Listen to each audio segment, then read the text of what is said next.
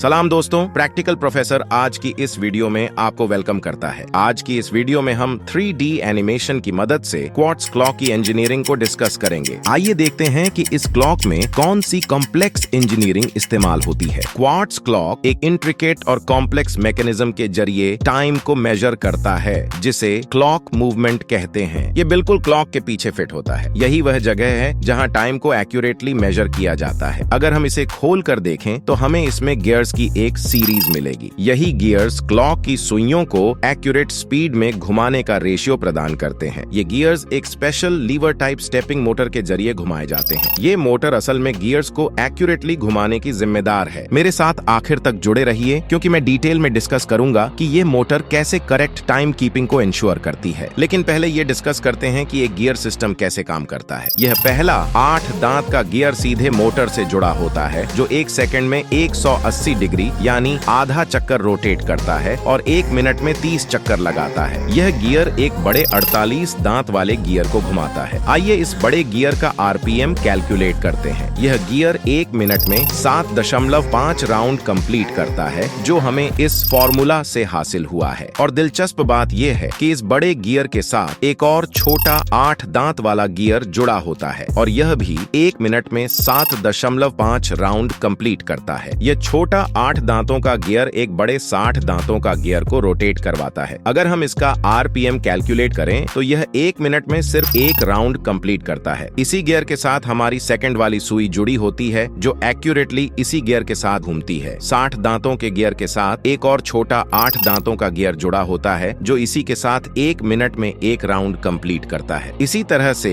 इसके साथ मिनट और घंटे के गियर्स जुड़े होते हैं। यह 7 गियर मिलकर काम करते हैं और टाइम को एक्यूरेट बनाते हैं। आइए अब मोटर की वर्किंग को डिस्कस करते हैं, जो इन तमाम गियर्स को पावर देती है, जिसे लेविट टाइप स्टेपिंग मोटर कहते हैं। ये क्लॉक्स में आमतौर पर इस्तेमाल होने वाली एक यूनिक सिंगल फेज मोटर है। लेविट टाइप मोटर के 2 अहम हिस्से होते हैं। पहला यह बाहर वाली बॉडी है, जिसे स्टेटर कहते हैं। दूसरा यह मैग्नेट है, जिसे रोटर कहते हैं। रोटर के मैग्नेट के साथ यह छोटा गियर जुड़ा होता है, जो मैग्नेट के साथ रोटेट करता है, और मोटर की बॉडी में एक कॉइल लगी होती है। ये कॉइल सर्किट से एसी करंट रिसीव करती है। इस करंट से यह मेटल का पीस इलेक्ट्रोमैग्नेट में कन्वर्ट हो जाता है, जिसका एक नॉर्थ और एक साउथ पोल होता है, और यह पोल्स एसी करंट में बदलाव की वजह से चेंज होते रहते हैं। यह पोल्स रोटर को एक खास दिशा में रोटेट करवाते हैं। यहाँ बॉडी की रोटर के साथ अलाइनमेंट कुछ इस तरह से होती है कि बॉडी के 2 पॉइंट्स रोटर के ज्यादा करीब होते हैं और 2 पॉइंट्स दूर होते हैं, जिस वजह से रोटर को एक दिशा में ज्यादा अट्रैक्शन लगता है और यह उसी दिशा में रोटेट करता है। इस तरह से ये रोटर हमेशा एक ही खास दिशा में रोटेट करता है। आइए अब क्लॉक सर्किट को डिस्कस करते हैं। इस सर्किट पर एक सिलेंडर नुमा कंपोनेंट लगा होता है, जिसे क्रिस्टल ऑसिलेटर कहते हैं। यह क्रिस्टल ऑसिलेटर क्लॉक में टाइम को बरकरार रखने में मदद करता है। ये ट्यूनिंग फोर्क की तरह काम करता है। अगर हम ट्यूनिंग फोर्क को एक हैमर से हिट करते हैं तो यह एक खास फ्रीक्वेंसी के साथ वाइब्रेट करता है, लेकिन यह वाइब्रेशन टाइम के साथ धीरे धीरे कम होने लगती है। इस वाइब्रेशन को बरकरार रखने के लिए हमें हैमर को एक खास वक्त के बाद